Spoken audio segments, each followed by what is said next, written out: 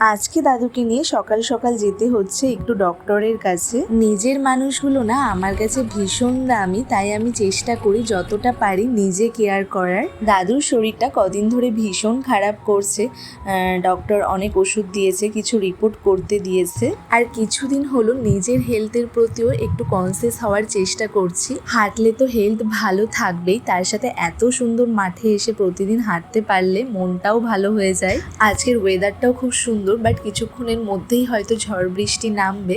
দিনগুলোকে বানাতে রঙিন। বাবা এখানে দুটো ভূতনি টেটনি আছে, দাঁড়াও ক্যামেরাটা ঘুরিয়ে দেখাচ্ছি।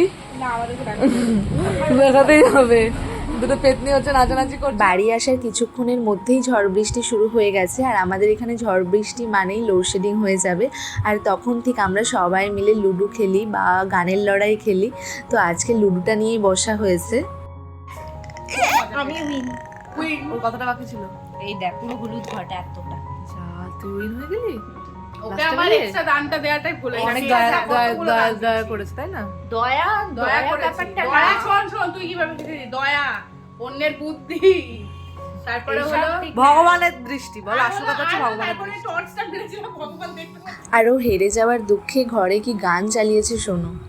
বাজে